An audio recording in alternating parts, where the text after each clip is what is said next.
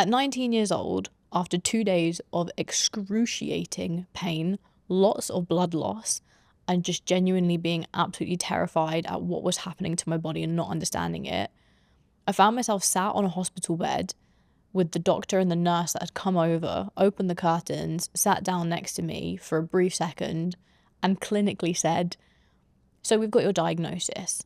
You've got something called inflammatory bowel disease, and this is where your own immune system attacks your digestive tract. And that's why, for the past week, you've been having excruciating abdominal cramps, lots of blood loss, and you've been having this urgency to go to the toilet. So what we need to do is we need to put you on some medication that's going to calm down the inflammation, and just so that you know, you're going to have this forever. So here's a leaflet, read this, and it will tell you everything that you need to know." And they left. I didn't have any family or friends with me at the time. I was up at university and I had told my family that I wasn't feeling so well. I had a stomach bug or something and I'd just gone into hospital. And I don't think until that moment I was really honest about how bad I had been feeling. Actually, I think it hit me maybe after I'd been rushed into hospital and I just genuinely couldn't even move. Like, it was like I was asleep but conscious, and I had to be conscious because when the waves of urgency came to go to the toilet, it was literally like my whole insides seized up and I had to immediately go to the loo, and the only thing that was coming out was blood. So that is the reality of how I was diagnosed at 19 years old with inflammatory bowel disease. And I had a long, long road ahead of beating down the belief that I was going to be stuck, sick, broken forever. I haven't told this story as in depth before, but I think it's really important to understand when I say I was at the bottom of the barrel of life, it was like I could not be scraped off of that bottom until I knew that I would be able to live life of a decent quality.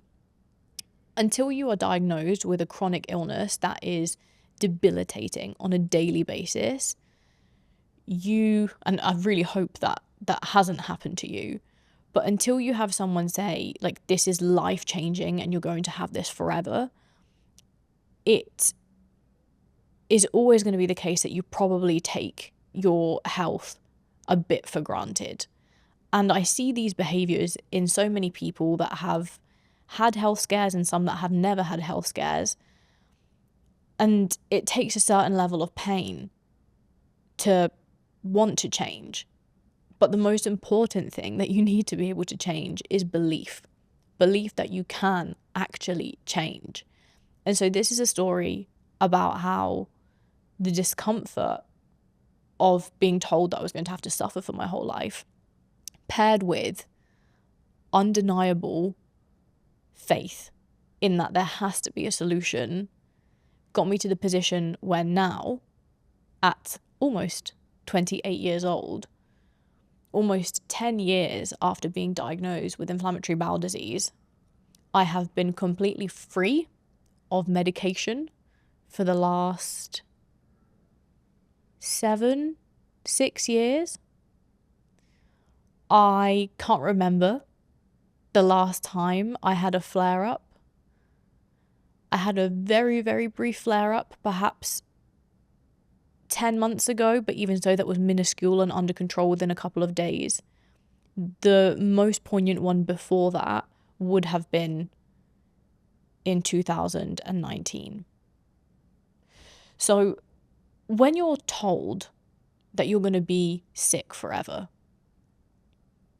it feels like you don't really want to go on living, because the life that you've known, the body through which you've been able to live through, is never going to be the same again. Especially if you're told that you're going to be in excruciating pain. What I was also told, or I suppose the leaflet that the nurse and doctor nonchalantly threw onto my bed and just left me to read, what that leaflet told me was that I would have to go on to immunosuppressant medication. These are the type of medications that certain cancer patients are treated with, yet I would have to be on them for lifelong. And there would be lots of deleterious side effects, like your immune system obviously being significantly suppressed means you're 10 times as likely to catch a common cold, or that a common cold could turn into pneumonia, that sun exposure could lead to skin melanoma. There are so many things that could have gone wrong as a result of taking a drug that suppressed my immune system to stop my immune system from attacking my digestive tract. Now, in the short term, what I do want to be really clear on is that this is not some kind of bullshitty story to sell you anything. It's really not, because there are hundreds and thousands of people around the world that have been diagnosed with inflammatory bowel disease. This is not easy to cure. It's not easy to fix. And when you become diagnosed with a condition like this, it's usually because the damage has already been done. There's been some type of mutation. There's been some type of trauma that's caused this autoimmune response. Perhaps it's genetic. It's really not clear. It's really not clear in the research still until this day as to why these conditions exist. But what I can tell you is that I didn't care how I got it. I just cared for getting better. Now, where did I begin? Well, firstly, I had to really understand inflammatory bowel disease. What does it mean? And what does it mean for how the rest of my life is going to be? There are two different types of inflammatory bowel disease. Now, inflammatory bowel disease, I must caveat, is different to irritable bowel syndrome, which many people will say, oh, I've got IBS, I get really bad cramping, or I get wind, or I get constipation. I get bloated a lot of the time. There's certain foods that I can't eat. I stick to a low FODMAP diet.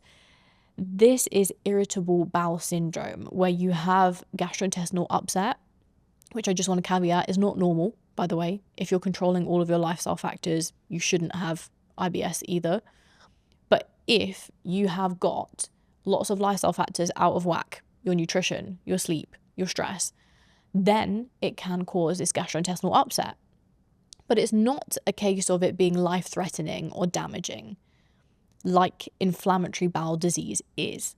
Inflammatory bowel disease can kill you, and it's killed many people, because if your immune system doesn't stop attacking one of your most important organs that you need to live, which is your digestive tract, you best believe that before you know it, you get eaten alive from the inside and you can't digest food anymore, or you get certain infections, and it's not pretty. There's so many people in this world that have had to have parts of their digestive tract removed. They've had to have stoma bags. So because they've had parts of their large intestine removed, they obviously can't go to the toilet as normal. And so therefore they have a bag to replace where typically stool would leave from the rectum. So this is the seriousness that we're talking about right now. It is not a small condition to be diagnosed with. So I had to understand it. And there's, even to add an extra layer to it being different to irritable bowel syndrome, there's two different types of inflammatory bowel disease. There's Crohn's disease, which affects you from the mouth all the way down to the rectal passage. It's the whole digestive tract. And then there is ulcerative colitis, which tends to, as it says in the name, form ulcers, and this is on the large intestine. They're pretty distinct. However, it's not always crystal clear to diagnose between them both. And for mine, it wasn't crystal clear to diagnose between which one I had, because there was a lot of inflammation through my digestive tract and I felt pain in a lot of places. So they initially believed that it was Crohn's disease, so that the whole of my digestive tract would be affected. And on top of that, with Crohn's disease, you also have inflammation of the joints, of the eyes, so you can get really sore eyes, you can almost get arthritis and pain in your joints. It's a very, very intense inflammatory condition. But with ulcerative colitis, it's almost more concentrated and more intense, sometimes, I suppose, areas of inflammation where it really can eat away at that part of your intestine. So they weren't quite sure on which type I had. And as I got more scans and things developed over time, they sussed that it was ulcerative colitis. However, it's still not necessarily 100% concrete in terms of that. But once I knew, okay, something has happened at some point which has caused my immune system to believe that there is a reason to attack my digestive tract. And now I've been put on what is termed as corticosteroid medication to calm down the inflammation. Now, this corticosteroid medication is incredibly intense with its side effects. It will bring down inflammation in the body, but it does not stop the root cause. And along with that, I had terrible mood swings. I had insomnia. I had so much water retention that my face swelled to like the size of a moon. It was trading one poison for another. But after 8 weeks on the corticosteroid medication, my inflammation came down, my symptoms went away, and then they put me on a low dose medication, which is it's intended to keep inflammation at bay, and this is called mesalazine. I just wanted to take a quick moment to interrupt this podcast episode to tell you how we transform every single woman that comes on board and works with us at Team CBM to wake up energized, confident, healthy, and in complete control of their schedule, nutrition, and exercise. And it begins with a very simple discovery call. It's just a strategy call where we get to understand your goals, your struggles, your life that much better, so we know exactly what you need to do, the roadmap to get to where you want to be as efficiently as possible and in a way that's incredibly sustainable, and it means that your results will last forever. Once you begin the process, you will have everything delivered through our custom coaching app, and your tailored, personalized nutrition plans and exercise plans are created to your preferences. Whether that's home training or gym training, perhaps your nutrition could be a flexible meal plan, or it's portion guides or calories and macro targets, but we design and create that together so that it works for you. Beyond that, you will have daily communication with us if you need it, and you will have a weekly video check-in response from your coach discussing any changes and amendments to be made for the following week. We will always review your progress monthly on a monthly progress review call, and it means that your progress and your transformation is fail-proof. It is guaranteed. Beyond coaching, we provide an extensive educational platform where we include webinars, resources, guides, recipe books. Think about the value that you get in this podcast times 100, including our community of incredible women who support each other through every high and low that you could possibly imagine. So if you're interested in finding out more about joining the world's most trusted and comprehensive online coaching company for women, then all you need to do is click in the description box below to book your complimentary discovery call. And we would love to chat more with you about your goals and to get you feeling the happiest and most confident that you will ever feel. Back to the episode. However, that is a very mild type of medication. And no surprise, within the coming months, I was young, dumb at university, just wanted to get back to what made me feel good, get back to dopamine. And I went back to drinking, I went back to partying, I went back to eating all sorts of processed foods. And then the inflammation came back. And not only that, but it came back with a huge amount of anxiety that if I had stomach pain before I knew it, I was going to be hospitalised again because of this intense internal bleeding. I started to get really bad social anxiety, or just whenever I felt anything happen in my gut, I thought, that's it, game over. I'm going back into hospital. I'm going to go back on this medication. Maybe they'll need to put me on the immunosuppressants. It is honestly something that isn't spoken about much, having a chronic illness or an invisible illness, how much you can worry when you're going out into social situations, because I was constantly thinking I need to be near a toilet in case I need to go, because there is not more than a moment between you feeling that urge and you needing to go. So I woke up on January 1st, 2017, the day from which I changed my life forever. I looked in the mirror, distraught at the fat melted candle that I saw staring back at me after abusing myself with emotional eating for my whole life, because I had a real messed up childhood. I dealt with a severely mentally ill mother and a very turbulent home environment. And that meant that I always used food as a comfort. Even worse, I got to uni and I was drinking myself into oblivion. My body, from all that chronic stress my whole life and dealing with the worst nutrition that I possibly could have been giving to my body, it just literally imploded. And I do believe that that is what caused, with a huge amount of stored trauma contributing as well, but that is what caused the development of my inflammatory bowel disease. And so as I stared at myself on the 1st of January 2017, feeling terrible after a night out trying to cheer in the new year, but actually I looked at myself in the morning and I was like, I actually hate myself. Like, I hate the guts of myself, quite literally, but I hate myself. I don't like how I look. I don't like how I behave. I don't like how I treat myself. I thought I would never, ever be happy. I thought that I was unlovable. It was the lowest of lows during that time after my diagnosis. But fortunately, that day I looked at myself in the mirror and I said, to feel like this throughout the rest of my life, sick, in pain, ugly, unconfident, unfit, unhealthy, I don't want that. I can't have that. And it was one of those moments where it was like, if that's what my life is going to be, then I'd rather not be here, to be quite honest. And so I started my journey of figuring out how to take control of my health. What that led to was a huge amount of research.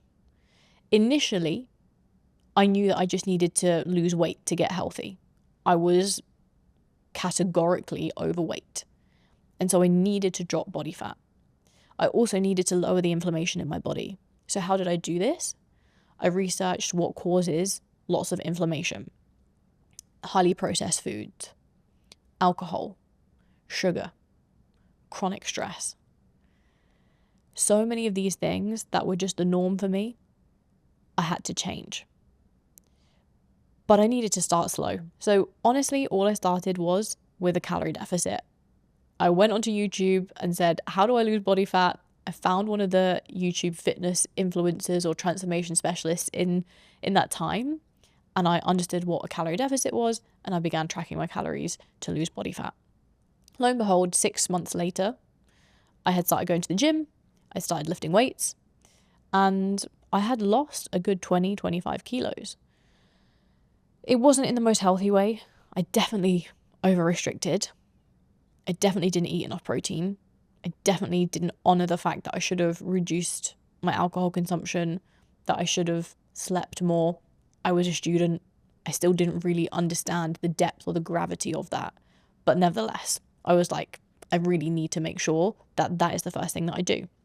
And so once the fat loss part was out of the way, I thought I was grand. It took another 6 to 9 months until I went back to the gastroenterologist and I said, I think I'm good. I felt good for a year. I don't want to be on this medication. I wanted to go medication free because I was still on mesalazine.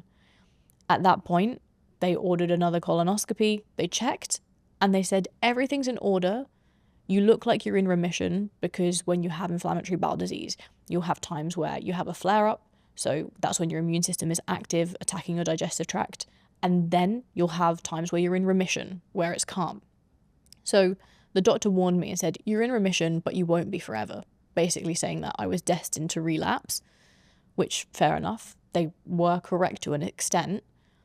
But I said, I'm not going to take medication anymore. Another year passed, and that year was the year of my master's degree. I was studying for a chemistry degree, and I was going through a huge amount of personal stress at that time. One correlation that I found with inflammatory bowel disease in myself and all of the clients that I coach that have inflammatory bowel disease is that stress is the biggest trigger, without a doubt. I could put a lot of money on that, for that to cause flare-ups. Some people think it's what you eat. Some people think it's just random, like there's no pattern.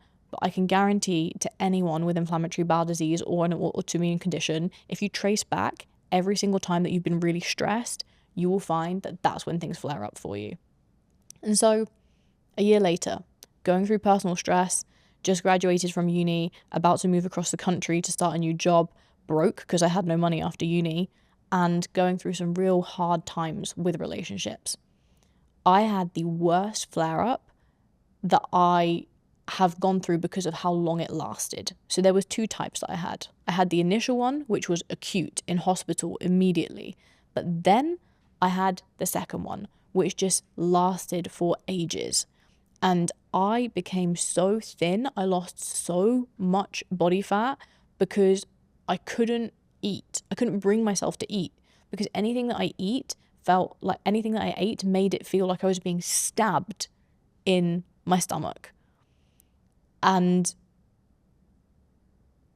I was scared of going through that pain, but then also thought, what's the point? Because I can't absorb any of these nutrients. And that was a real challenging time because the blood tests weren't picking up much inflammation. The colonoscopy, they only did a partial one, so I don't think they really saw the extent of the inflammation. And they said, it's not that bad. But what I felt inside was atrocious. I also was going through a bit of a depressive episode at the time. But this was the second part to my transformation to health, to living life medication-free that I really needed.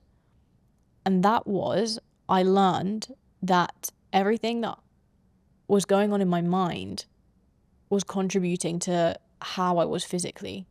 At this point, I was incredibly depressed. I was incredibly stressed financially, relationship-wise. And I'll be completely honest, I was really in victim mode. I wasn't doing anything to help myself. I wasn't fueling myself. I just laid in bed and cried for weeks and weeks and weeks and didn't eat anything. I was literally wasting away. I don't know whether it was the extent of the pain or the fear of the fact that it was a month or two until I had to move across the country to start a job, and I needed to do that to have money to be able to live at the ripe age of 21 years old. But something had to change. And so the more that I researched into inflammatory bowel disease and people who had cured themselves, I found a pattern, which was reducing inflammation through eliminating certain food groups or certain food types had improved, if not completely reduced, people's symptoms to the point of going into remission. Now, I was so desperate from my standpoint to reduce any symptoms that I had that I decided to go pretty much whole foods, plant-based. Now, I don't necessarily believe that this is the optimal or the key or the secret. I don't think there is anything. What I do believe is just removing inflammatory foods. So let's say, for instance, whether it's animal products or not, if you're buying something out of a box, if you're buying something that's been sat on a shelf, if you're buying something that you don't know what it's been pumped full of or that it's been coated in, that means it's probably full of shit. Versus you go to a farmer's market or to a butcher's or to the local farm and you have the most fresh organic produce that you can do, whether it is carnivorous or whether it is vegan, I don't care. But that is honestly going to be such better quality for you than eating shit foods. And then also, not to mention, when your gut is inflamed, it feels like your insides are being flossed with barbed wire, quite frankly.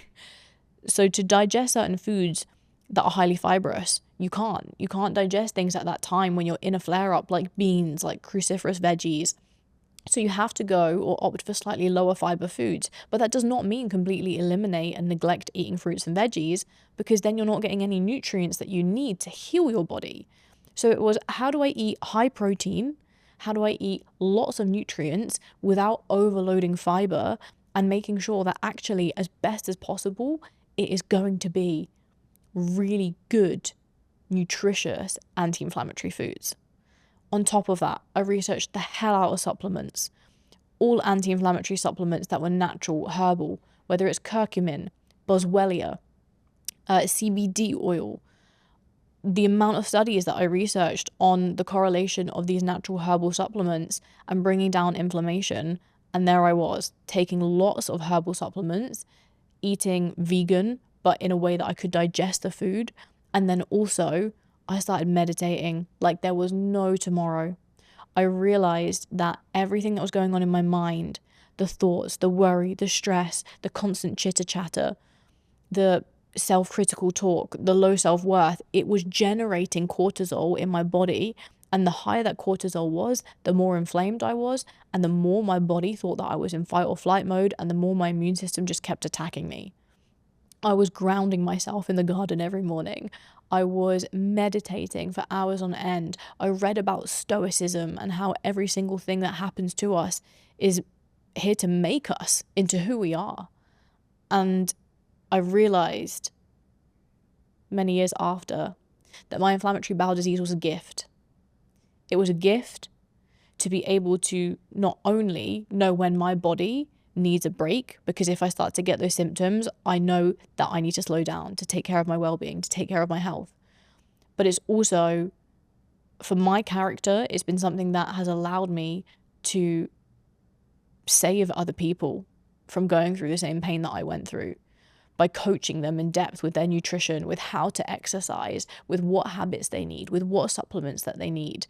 And it doesn't mean by any means that I'm a medical professional, that I'm a doctor, but can I damn sure promise myself and anyone listening that I would be able to transform someone's symptoms and their mindset if they're struggling with inflammatory bowel disease 100 times over to have a better quality of life. I hand on heart, 100% know that is the case. And that is such a gift, because I've seen so many clients get into remission and manage their symptoms, or if they have a flare up, they're like, it's okay, I know exactly what to do. I'm just going to stay calm. I'm going to take these supplements. I'm going to make sure that I'm eating in the right way. I'm going to change my exercise, just how you coach me to do, and I'll see how it goes. And if it gets worse, I know that that's the point where I call my IBD nurse, and then I'll see if I need further medication. But that, compared to being completely panicked and feeling like, shit, is this the time that I die, when you have a flare up, is way better. And it feels surreal, to be honest, because I feel the pain that I was harboring when I go back to those moments, like 2019, graduating university, and just laying in bed for months, wasting away, feeling like there was no point of me being here on this earth in the second time. And if only she could see me now, having the formula to have incredible health, having the formula to be able to provide that to other people so that they don't suffer in the same way, and to not have identified myself as someone that has a disease or that is defined by their disease. Initially, I did. I used to call myself an IBD warrior. I used to say, hi, I'm Millie, I have IBD. I felt like the world just knew me for the girl that was sick, or the girl that, had to work from home in her corporate job because what if she got sick?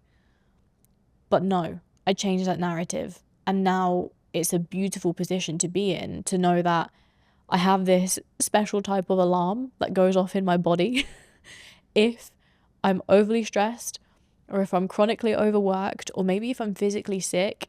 I know, it's not like I've escaped having the digestive symptoms.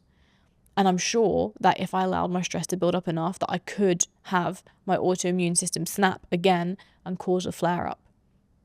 But what I will say is that I've managed a beautiful existence, the fittest, strongest, healthiest I never could have even dreamt of being back in 2017. Now, after learning all of these things, and it is because where there was a will, there was a way. It was imagining the life if nothing changed versus, I to be honest, didn't think that I could get to where I am now. I actually always thought that I was going to have symptoms that are really intense. I thought that I would always be on medication. I just thought that maybe it would be better for the majority of the time. But I can really, really happily say now to my younger self that you fucking did it. You did it. We are in amazing health. And that is such a privilege. And it's something that I need to talk about because too many of us take it for granted. If you're listening to this now and maybe it's just giving you a bit more understanding of what inflammatory bowel disease is, or maybe you can relate that to your own autoimmune condition if you have one, or perhaps it gives you the nudge to look after your health more so that you don't develop an autoimmune condition, or that you just have your health in the best possible spot, then I really, really encourage you to take the time to just take the freaking time to thank your body for what it does for you. And if you have been mistreating it, give it the damn respect that it deserves.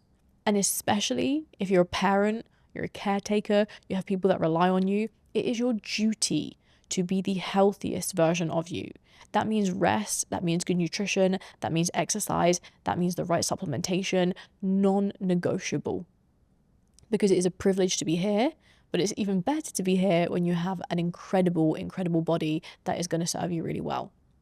So if you do have any questions at all when it comes to my journey with regard to inflammatory bowel disease, how I've got to this position, how I can even support you if you do have gastrointestinal upset, or any type of questions related to what I've spoken about, just drop them in the comments or message me on Instagram, because I'd be really, really happy to help. But this is one that I thought would be really important to share with you. So thank you so much for tuning in, guys. I will catch you in the next one. If you found that episode helpful, then you definitely need to go and listen to episode number 7, the biggest fat loss mistakes you're making and how to fix them. It's going to be an absolute game changer for you.